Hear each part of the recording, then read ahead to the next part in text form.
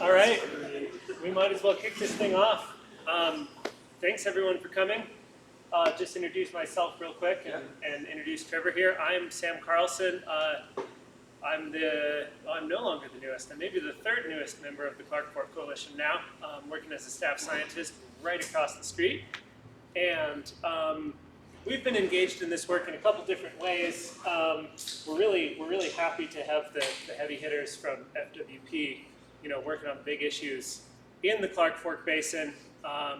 We at Clark Fork Coalition do science, we do advocacy, we do restoration, we do community engagement, and we try to partner with everyone else in this incredible community who shares those values and works toward those same goals. And now and again, we do stumble upon some really challenging and disturbing problems, findings of or suggestions of a broader distribution or greater quantities of toxins in the watershed certainly is one of those cases where we kind of have to take a step back. We work through partnerships, and we're really happy, as I mentioned, we're really happy to be working with folks at FWP and folks like Trevor who could really lend some expertise to these issues. Without further ado, Trevor Selch is going to tell us quite a lot about the current state of our knowledge of toxins in the upper Clark Fork. Awesome. Thanks. Thank you.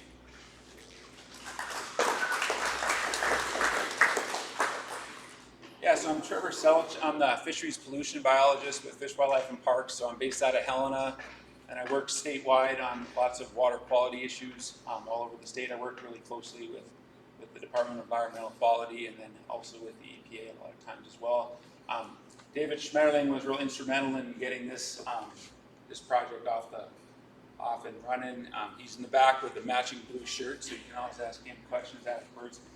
So I'm going to talk about this study that we conducted last year, but before I kind of get into those details, I want to kind of talk about how we ended up applying for this grant. So those of you, local, obviously, are probably fairly aware of the Smurfit-Stone container site in Frenchtown.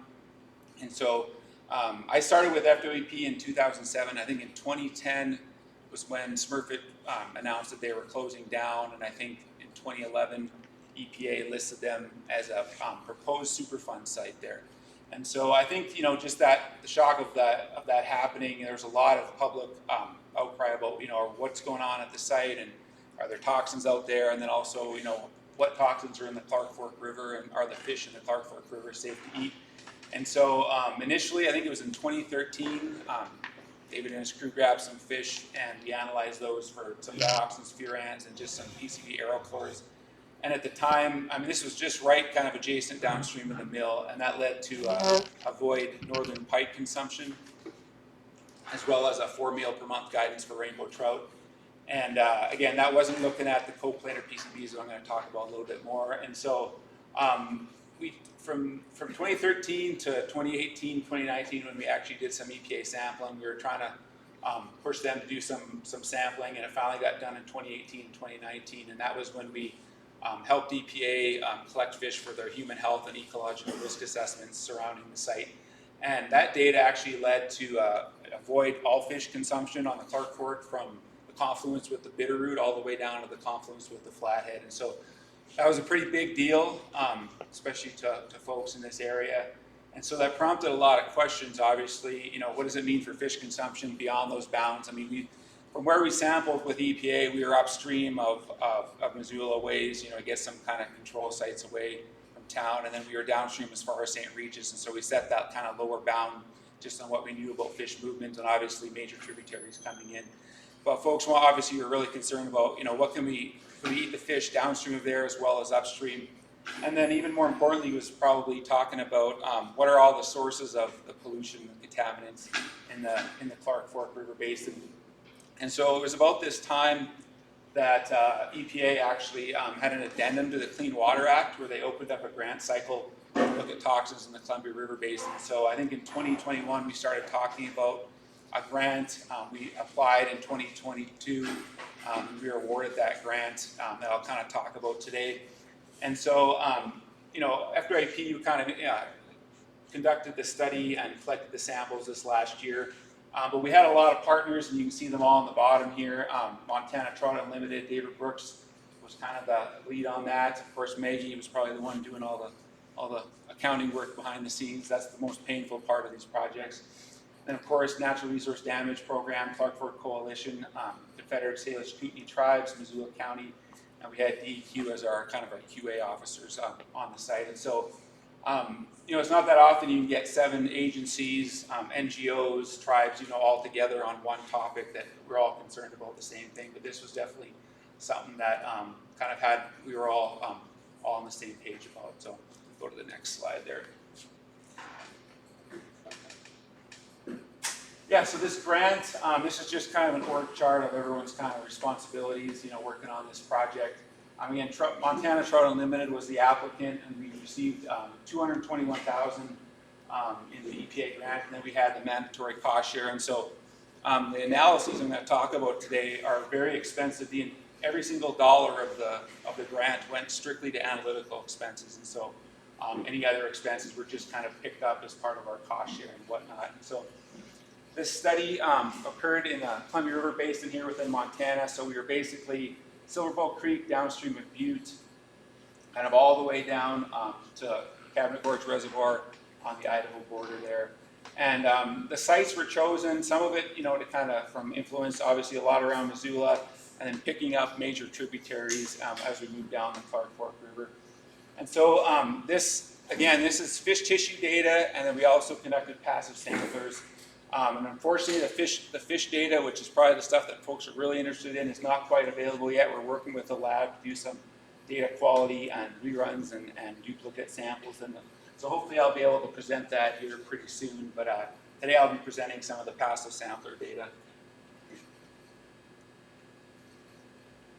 And so this will be hard to see, but these are just the sites kind of in FWP Region 2 here. I'm moving down, so we had a site on Silver Bow Creek, pH Shack, moving downstream, Williams Tavern, Phosphate, Fairmouth. Some of you may not be that familiar with the fish sections, but you've probably seen the signs along the road and have a general idea kind of where they're at as we're moving downstream. And again, we did fish at all the sites, and we had 2 sites where there were just passive samplers, and that was kind of surrounding the Smurfit Mill, just because we had a lot of data there already. And this grant actually couldn't really be used to kind of assess a Superfund site anyway, and so that's why those were just looked at from a passive perspective. You can go to the next slide. And then moving down into FWP Region 1, from the Clark Fork kind of dog legs back and connects up with the Flathead River. Those are the sites that we looked at there in Region 1. So go to the next one. And so passive samplers, so why do we use those? So these are basically samplers that we deploy for a set amount of time in the water. And these are geared compounds such as dioxins and furans that we're looking at in coplanar PCBs. These are, hydrophobic compounds, just don't like to dissolve in water readily. And so if you were just to collect a water sample, you might not, get very, detection of that. And then they're also toxic at the part per quadrillion level. And so by deploying a passive sample, you can have it out there for an extended amount of time, and you're going to capture a lot more of those in the environment. And then this company that we worked with was actually a company out of Canada, the Serum Labs. SP3 is the name of the sampler. And so basically, this is the schematic I drew up in the proposal, and it's kind of pretty much what we use when we put it out there. The sampler basically is sitting out there in the water. We deployed these from the middle of July until about the middle of August, so a 30-day period. Then we retrieve those, we kind of clean them up and mail them off to a lab in Knoxville, and they analyze those.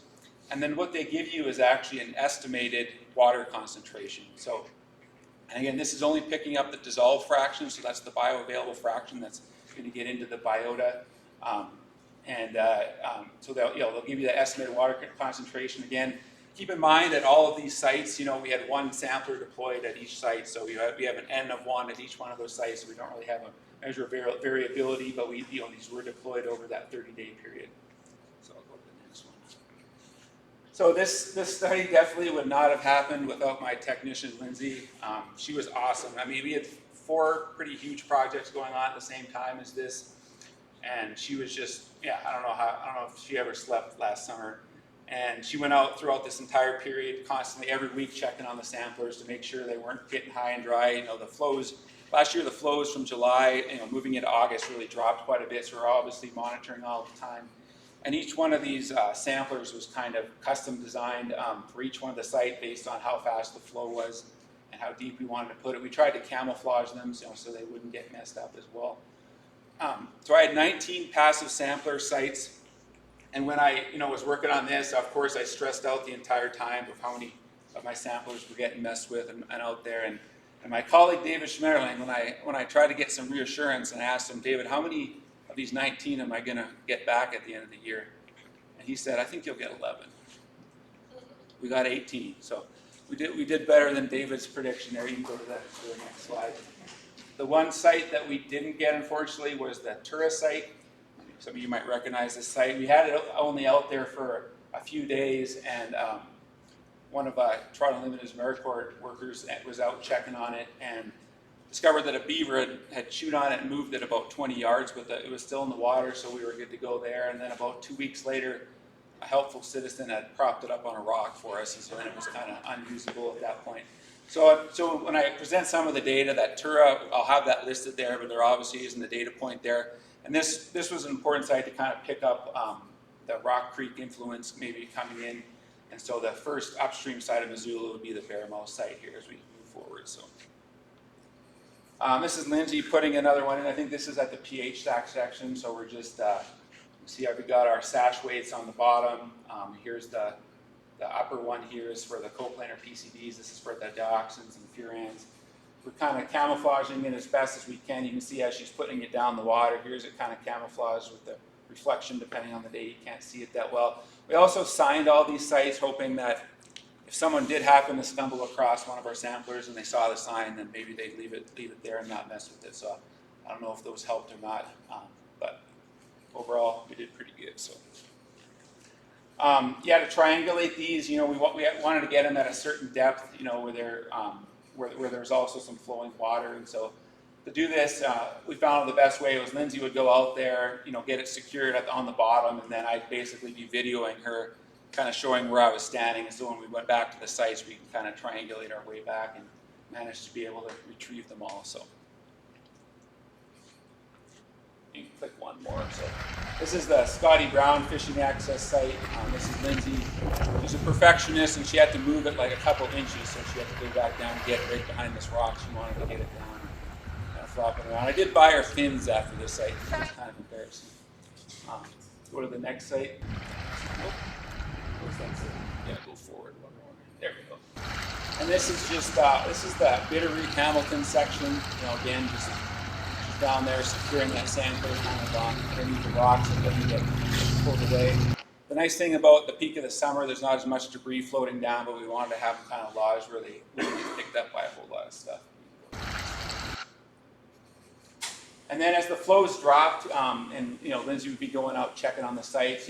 When she moved one, she took a photo and just kind of captured this on her phone just to show where that new location was. In reference to the shoreline, and here's our signs on the shoreline there. Of course, the closer you went to Butte, there's a lot more metal precipitate on the outside of these screens, and so here's just an example at that pH shack when we pulled them off, and then once we cleaned off those screens, and then we basically just mail in the sampler with this lipid material underneath of it that they do the analysis on. So. Okay, so I've talked a little bit about them. Some of you may be fairly familiar with dioxins and furans, but they're just a bunch of individual congeners. Here's the dioxins here, the furans, and then the coplanar PCBs. The coplanar PCBs are called dioxin-like PCBs because they're highly toxic. And the way this is kind of looked at is rather than looking at all these individually, they have what's called a toxic equivalent factor. And so the more toxic the compound is, it gets multiplied by this factor to correct for it. And so the TCDD is the most toxic dioxin.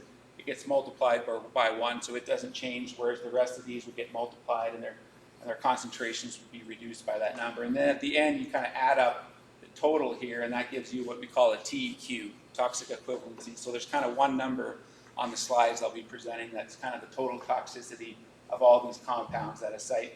And this graph over here just shows that TEF, showing how toxic some of the dioxins are. And in reference to the other ones.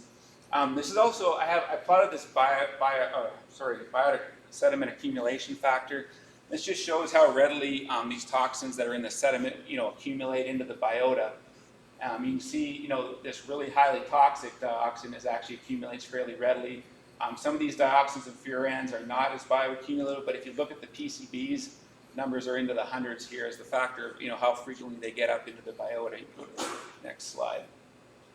So you can kind of see here we have these toxic, the most toxic ones aren't that bioaccumulative, and then the less toxic ones are more bioaccumulative. And so as I present some of these other slides, I'll just kind of reference those PCBs.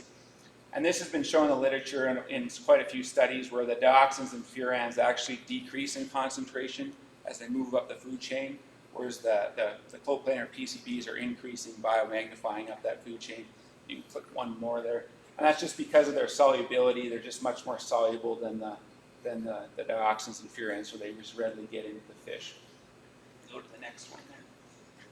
So this is a big snapshot of the results of these passive samplers, and so there's a lot to look at here, so we'll just kind of walk through and I'll kind of explain them here. So again, on the y-axis, this is that TEQ I was referring to in picograms per liter. We got all of our sites as we move down the Clark Fork here. The blue is the total TEQ, and then the green is the contribution of the dioxins to that TEQ, and then the yellow is the contribution of the PCBs to those TEQ. And so you can see that majority of the sites, the dioxins and furans were the main contributor to that total TEQ. But I'll talk about the significance of those PCBs here at a later slide. And so just moving downstream here, you can see Highway 1. This is the Silver Bow Creek site there, Highway 1 bridge there near Anaconda. That was our highest concentration we actually found of the total TEQ. Moving down to pH Shack, that's that site directly below the Warm Springs Ponds. We had a lower concentration there. Our lowest concentration was actually at Williams Taverner, and Pat Saffel, the fish manager out of Missoula here, mentioned that Williams Taverner section is a big return flow area, and so it's possible that those return flows are really decreasing that concentration in some capacity. Here's the phosphate area. You guys probably recognize the sign on the interstate there, slightly elevated there. And we had it spike up all the way down to Bearmouth, and so that would be downstream of the Drummond Flint Creek area. This tourist site, again, that's the one we lost, so unfortunately we don't have that site right above Missoula here. It was surprising that Scotty Brown, that was kind of our, kind of considered almost like a good control site at that Scotty Brown fishing access site up on the Blackfoot there, but we actually found an elevated concentration there. And then this black section, that's basically right across from the Bonner Mill before it enters the Clark Fork there, so that was actually lower than up here, but we did see a spike there in PCBs. I'll kind of talk about that a little bit later. One of the more surprising things is we've talked about with the Smurfit site all along is there's been thoughts about obviously dioxins can come from a lot of natural and human caused sources anytime you're burning organic compounds in the presence of chlorine. But so it was always suspected that Missoula might be a big source of these compounds, but it actually, based on our data, it actually wasn't. That was one of our lowest concentrations there. Here's where the Hamilton and then the clays were on the Bitterroot right before it enters the Clark Fork.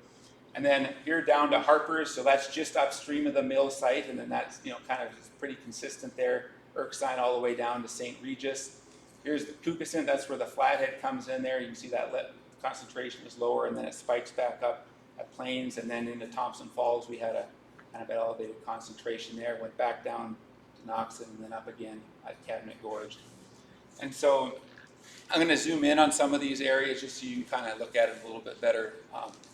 Mainly you're looking at this Missoula area again, just for reference. Again, here's the Blackfoot sites coming in. Here's that City of Missoula site, the Kelly Island. This is downstream of the wastewater treatment plant. The Bitterroot, slightly above that. And then we have the Smurfit site here, pretty consistent concentrations along here. And I will point out that Harper's, bridge site, that is obviously upstream of the mill, and obviously water doesn't flow upstream. I think a lot of the partners have contended for years with aerial deposition that likely some of that pollution was probably carried upstream, but there hasn't been a whole lot of work done toward quantifying that. Then again down to Kootenai here, and then Plains capturing both the Clark Fork and the Flathead. I'll go to the next one. Okay, so I talked about how readily the PCBs bioaccumulate into the fish. And again, we don't have the fish data, but I wanted to just plot out the PCB data that's not kind of getting masked by the dioxin data as well. And so we had a lot lower, more dioxins and a lot less PCBs in the upper basin here. We did see, again, here's that spike, kind of right across from the bottom mill there. And, fairly low concentrations in Missoula and coming in from the Bitterroot, and then we see that spike back up a little bit downstream of the mill. And again, I'll point out EPA has conducted, assessing the mill site, they have conducted a bunch of well testing on surrounding the mill for coplanar PCBs and dioxins and furans, and they're currently trying to get that data qualified right now so they can release that. This was pretty surprising here in Plains. This is, again, that's downstream of the Flathead and Clark Fork. We saw a real high spike up there in PCBs, and then lower in those lower reservoirs. So you put that. So this is just to kind of talk. I mean, you guys are all pretty familiar with flows and how, if there's a contaminant, obviously you double the flow, you're reducing the concentration of that contaminant by half. And I just want to point out, like, in the context of the Clark Fork, what this means. So again, here's our passive sampler concentration. This was the actual concentration here found at Silverboat Creek. But then if we added no additional contamination as we move down the Clark Fork, and we simply just had the flows diluting, this is kind of what we would end up seeing with that concentration. So that concentration, you can see how reduced it would get just by the pH stack section. Click that there.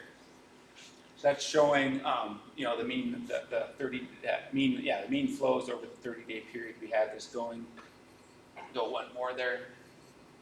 So that's just showing, like, when we have a 33 CFS, it goes up to 120 CFS there by pH shack. So you can see the reduction in that concentration there. And then click it, and then here's just, obviously there's with the Blackfoot, the Bitterroot, and the Flathead are coming in, further diluting those concentrations down. So I'll go to the next slide. And so the reason I kind of show that is we want to talk about just some flow modeling. Just the data itself is just kind of all over the board, and it's kind of hard to interpret, where is a potential source in the Clark Fork. And so here we're showing that same data, but I've just got the Clark Fork main stem sites here shown in yellow. And what we did was we basically, we used the concentration at the upstream site, and then added that additional flow at the downstream site to estimate, what the concentration should be, or the predicted concentration. And where we had tributary information, like coming in from the Blackfoot or the Bitterroot or the Flathead, we took both the concentration and those added flows into equation. And so, for example, here, this is the Kelly Island. So this is the site downstream of Missoula that we actually measured.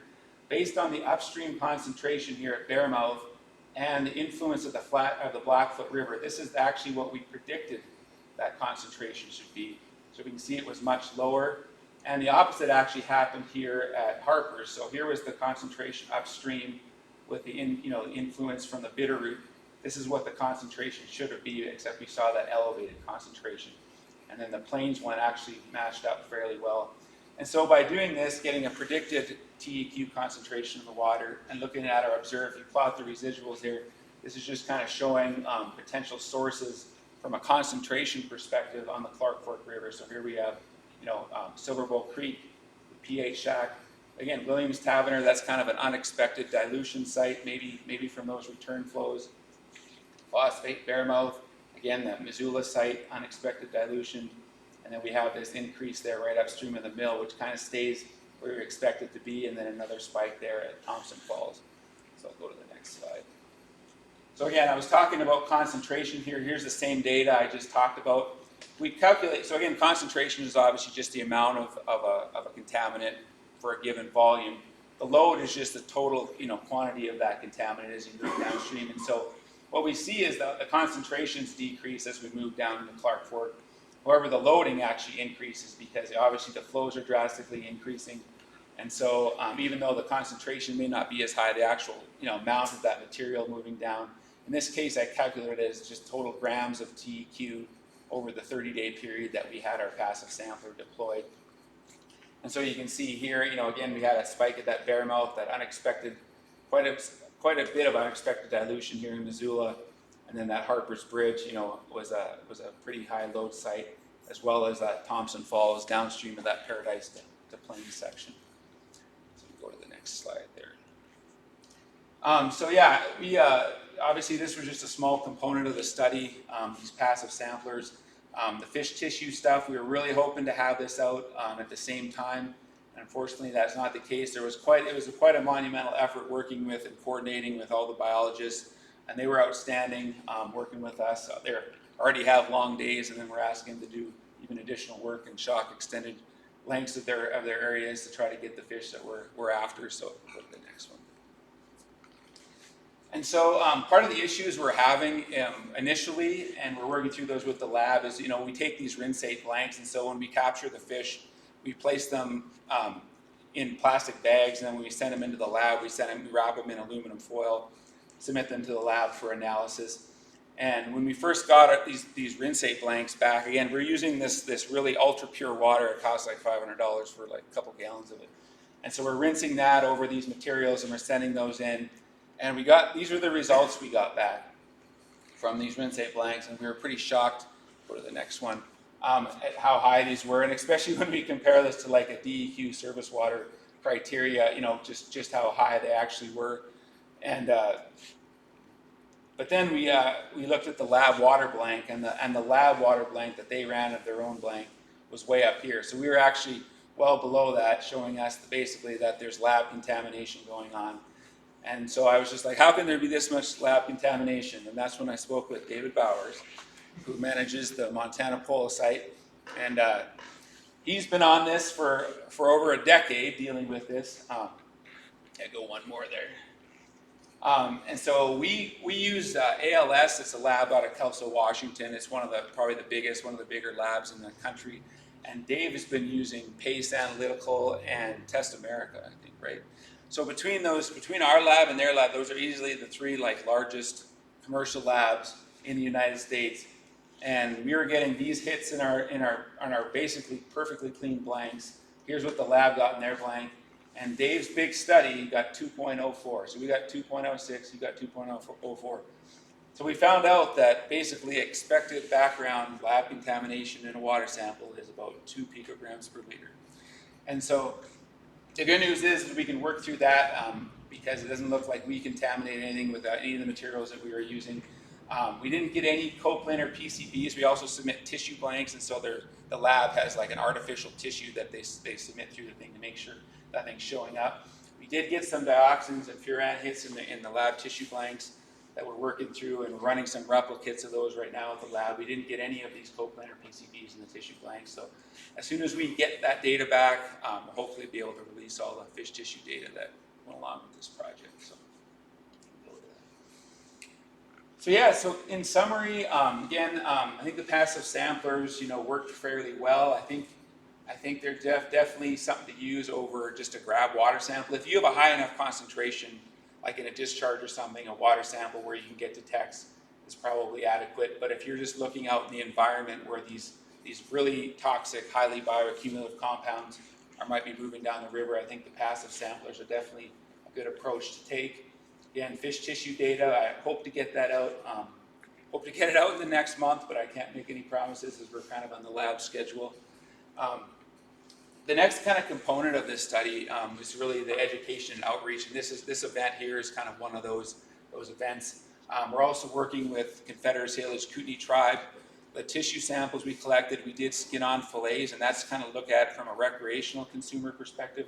But we also analyze the entire remaining whole body, and so what we can do is we can piece we have that the whole body is homogenized minus the fillet that we took out.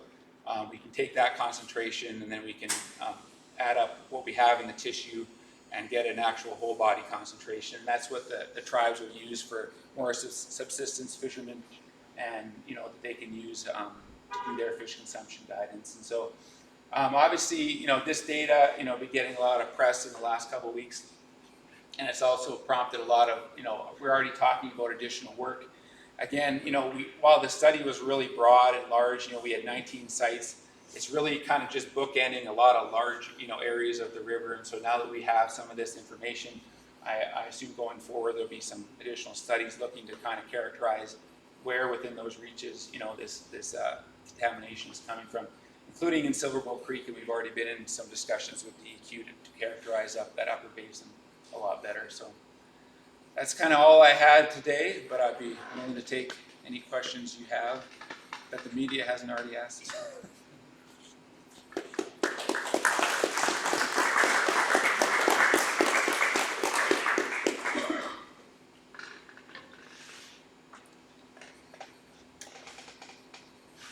Yes. Thanks, that's great. So when you came to the tributary sites, they were downstream of the confluences, I guess. They were downstream of the confluences of the samplers, is that right? Yeah, I can go back. So, like for example, like we had an upper Blackfoot site, then we had a Blackfoot site right before it joined the Clark Fork. So then we lost the Tura site, which would have been the closest one upstream. So the Bearmouth was the upstream one of the Blackfoot, and then the Kelly Island one, so that would have been downstream of the Blackfoot, in that site. And then the Maclay Flats was the Bitterroot right before it joined up with the Clark Fork, and then Harper's Bridge would have been the one, downstream of the confluence with the Bitterroot.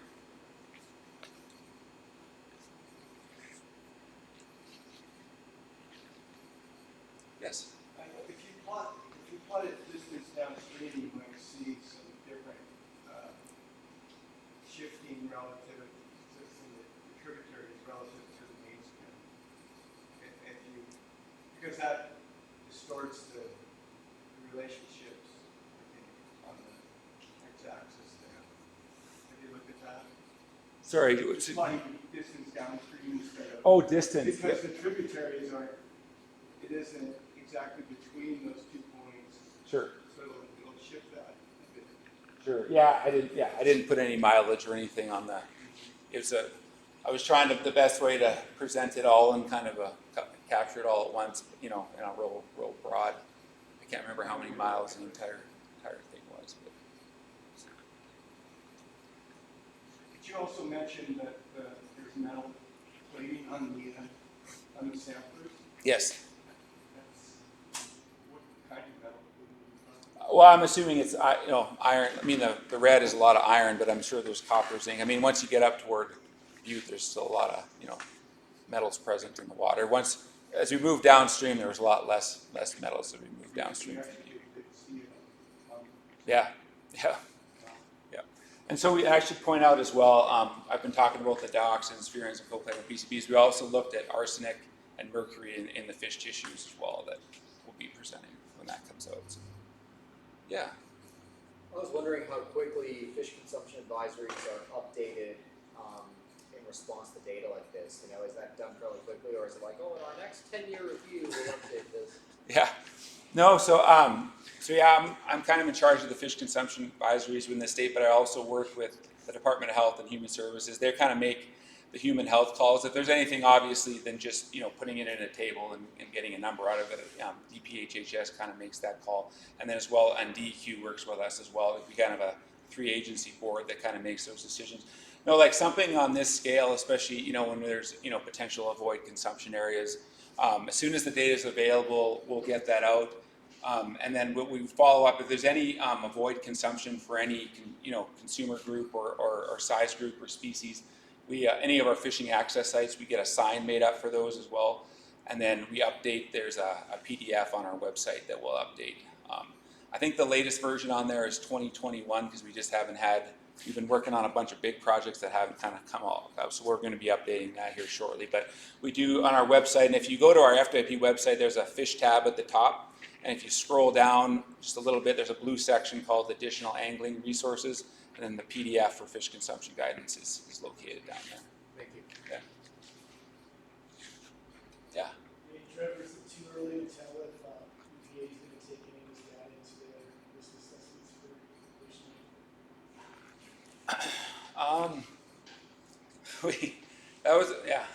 What can I say here?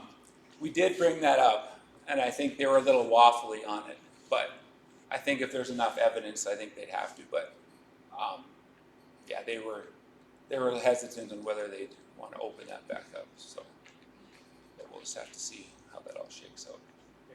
Trevor, with your QF, can you speak to the objectives that the passive you have for the passive samplers? Because I think that's really important, that it's not a toxicity issue. Sure. Speak to that. Yeah, so just, any of the water, again, this is an estimated concentration, so it's kind of an interesting, these passive samplers they're predicting a water concentration, but yet they're a tissue, almost more like a fish. So it's kind of an in-between thing, but the concentrations we found in those passive samplers are well below, any human health, drinking water standards or whatever. But, again, I just want to reiterate that, again, this was one sampler at a 30-day period, of the year at each one of these sites. And so it was really just to kind of look at, a broad perspective of where is it showing us we need to further investigate. Right. Yeah, that's what I was Yeah. getting at, is that Yeah. looking at searching for trends and Yeah. potential sources. That was the Yeah. purpose of the passive samples. Yeah. So not a toxicity. Yes. That's for the fish tissue. Yes.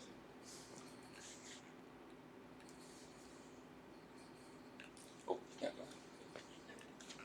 So the whole point of the kind of modeling or trying to predict the TEQ concentration was to look for, it's kind of a question I'm not supposed to, but kind of to look for drivers other than flow. Is that right?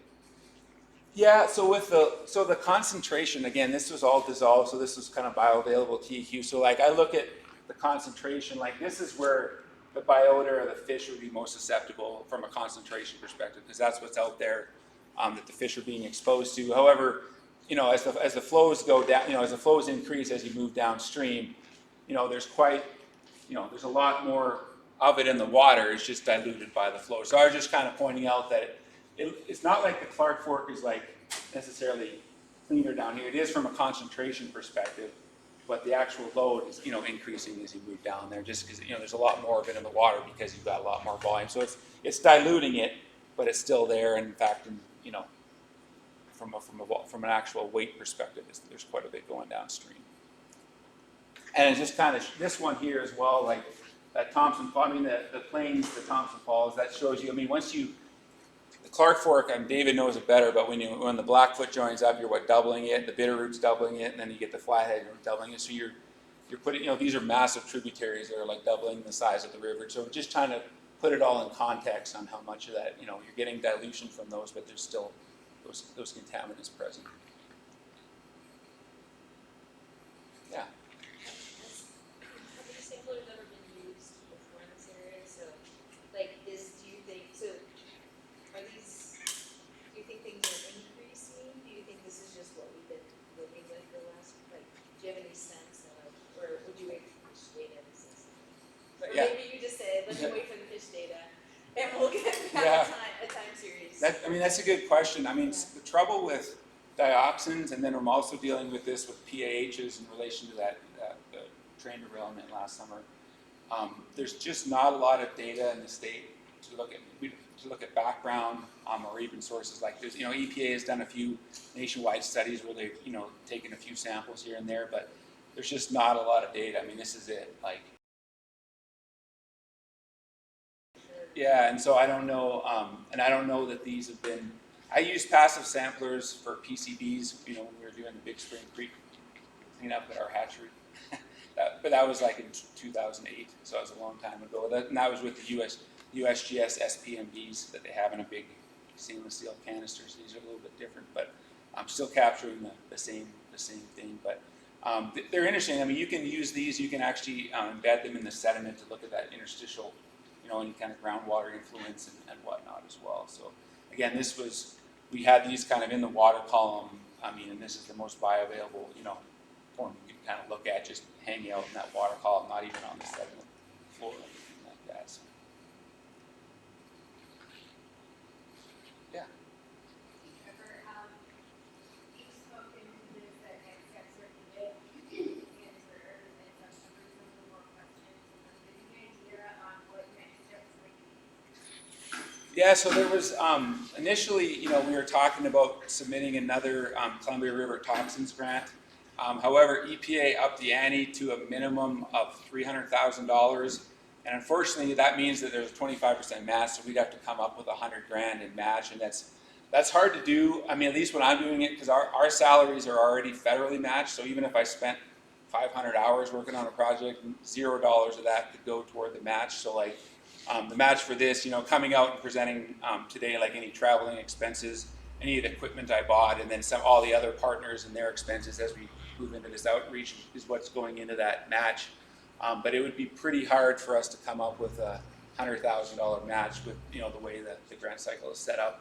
And so, but yeah, we've already been talking with Dave and DEQ and some other folks about some funding sources to potentially, you know, do a little more exploration, especially in the upper basin. And then I'm hoping, you know, some of these other sites might lead to further investigation here as time allows.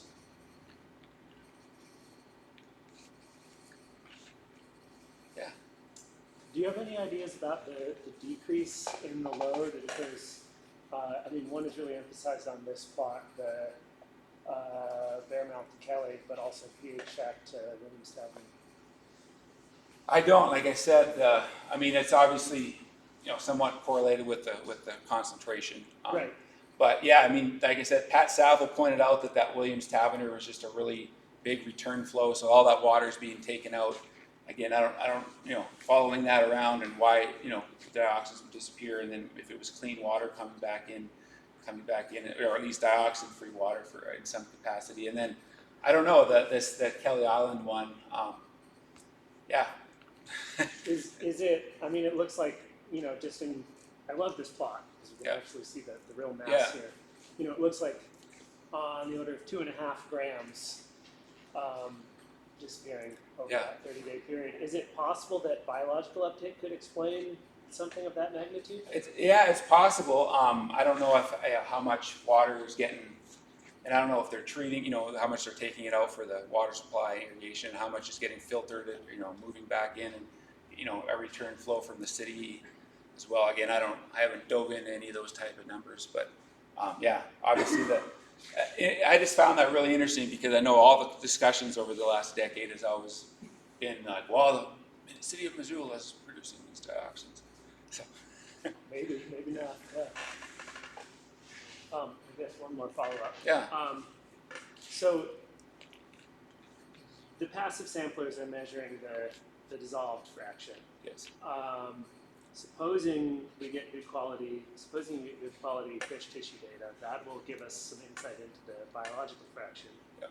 There's still a third fraction Yep. that is adsorbed to sediment or maybe organic matter. Yeah. You know, is it worth trying to investigate that third fraction as well Yeah, to paint you know, a more complete picture here?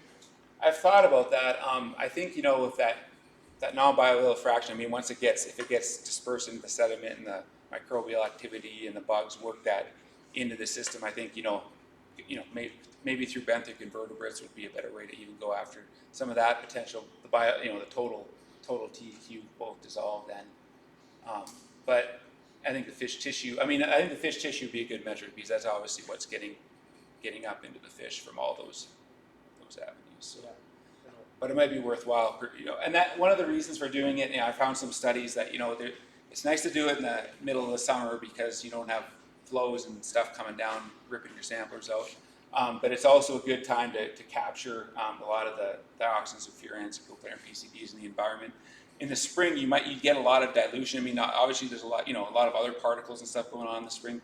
But unless there's a source that's eroding dioxins, you know, into the water, it's actually probably diluting things more. So I think this is kind of, from some of the studies I looked at, this time period is pretty good at capturing the conditions that are fairly consistent. And, sorry, one more. Yeah. Have you thought about breaking this plot up between PCBs and dioxins furans? I have. I've unfortunately getting into some spring field work, and I haven't had as much office time lately. So it'll be interesting. Yeah, no, absolutely. This is honestly, as I have looking at the data in different ways. I presented 5%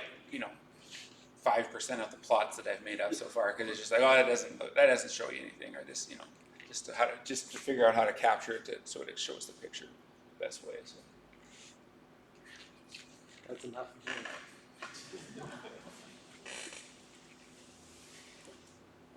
Andrew. Trevor, I'm just curious, we know a lot about metals in Clark Fork and arsenic, and it seems like we're learning a little bit more about different toxins like this, but it's pretty opportunistic based on, super fun investigations. Sure. And the like. I'm just curious if you have other things that are on your radar that would be worth knowing. Sure. Obviously, FWP has a limited budget, and there's also a wildlife management agency, not a human health agency. But I'm curious. Yeah, actually, yeah. One of the things we were talking about it before the meeting today that we did. So while this study was going on, I was also collecting data for PFAS, per and polyfluorinated alkyl substances. Yeah. So that's kind of the new. Those are forever chemicals. Those are chemicals that are on if you have a Teflon or Gore-Tex jacket, if you have a Teflon pan. They were using, fire suppressant foams is a big source of those things. A lot of industrial production of those, and so those chemicals are really toxic, and they're called forever chemicals because they just simply don't go away.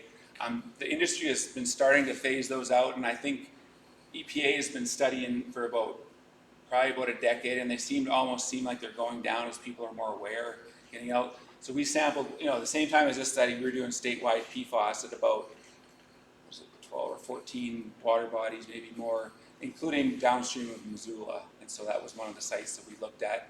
And we're this close to coming out with the results of that fish sampling. So did water and fish tissues for the PFAS. So PFAS will be a big one. I guarantee you'll hear about that when it comes out, because it's been getting a lot of questions about that, and we're just working with Department of Health and Human Services on finalizing what number they want to use for their consumption guidance on those.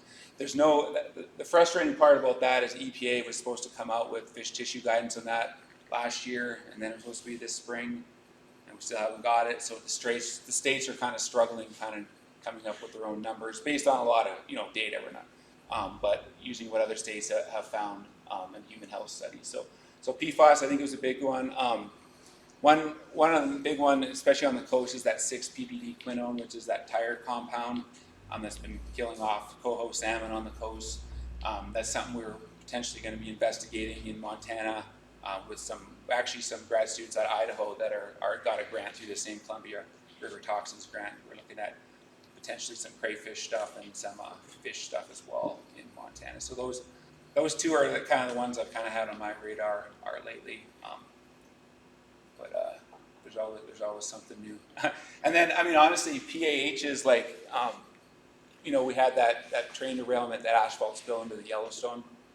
I know that's not in this basin, but we're struggling because we're getting results back, and we move upstream, and then there's still some detections there, and did the fish move up there, or is this background? So we're kind of struggling with that. And again, there's just no database on PAHs, what's expected, because there's natural sources of those too, and just trying to differentiate that when we're interpreting that fish tissue data has been a struggle. So lots of dozens and dozens and dozens of Teams calls, painful Teams calls. Can I say something back to Trevor? Yeah. There was a mention that FWP isn't a human health agency. Absolutely correct. Yeah. But we team all the time. Yeah. I'm getting ready to retire. I've known this gentleman for 17 years.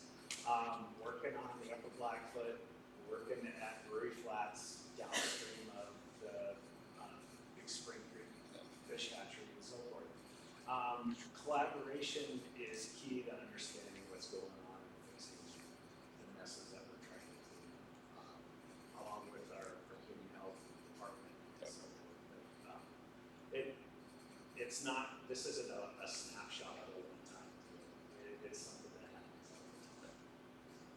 Yeah, in my position, I am kind of the DEQ liaison. I work closely with them. It's actually pretty interesting. My position is the oldest biologist position within Fish, Wildlife, and Parks. So back before we had biologists, we just had wardens basically enforcing things. They created this position, I think, in 1952 or 54. So it's one of the oldest positions that's been in the department, even before we had like local biologists. And so yeah, obviously a lot to do with, I think, with the Clark Fork Basin and the cleanup in Butte and all that has happened before us. But yeah, so I have so while it's not our, while we are a fish and game agency, my specific position is kind of here to work with DEQ and DPHHS and a lot of this stuff. So.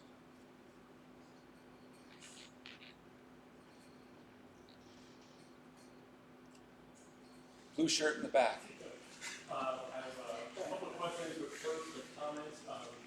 You look very handsome in that shirt. Thanks. I just picked it up on the way out of town.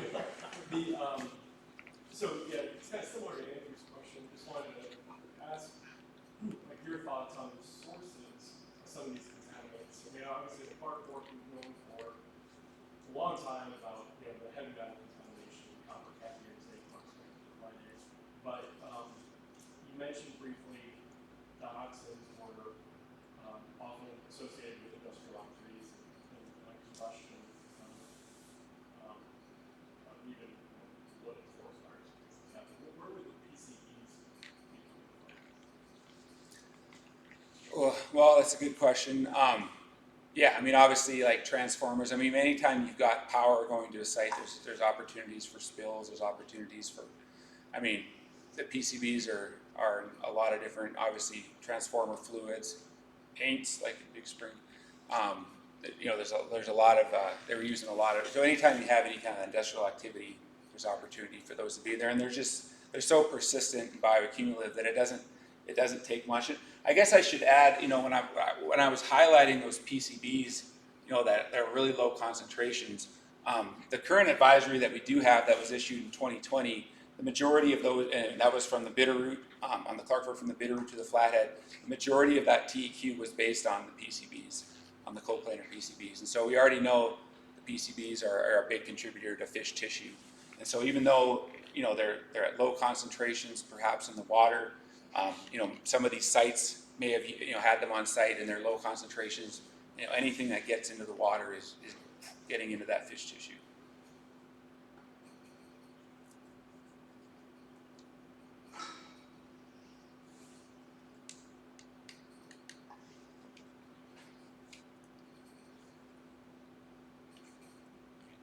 This is the Highway 1 Silver Bow Creek site, by the way. And unfortunately, we had to shock like a mile to get 3 fish.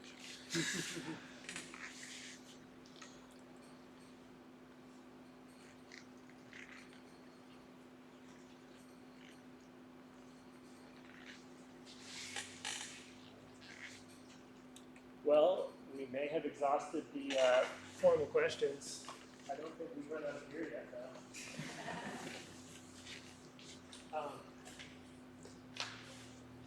I do want to end it on what I find to be an encouraging note. As for the last question, these sources of PCBs are mysterious, but the manufacture of PCBs has been banned for over 40 years in this country and banned globally for 30-some years, maybe a little less than that. And so we're tracing down, there's still a lot out there. It's hard to understand, but we're tracing down relic sources. And with patience, we can do that. We're not almost done yet. We can do that. And dioxins and furans do occur naturally, but they also occur as a result of industrial processes, as a result of incomplete combustion, dirty fossil fuel combustion in particular, and a variety of other industrial processes, particularly like bleaching operations. And we've gotten a lot better at all of that.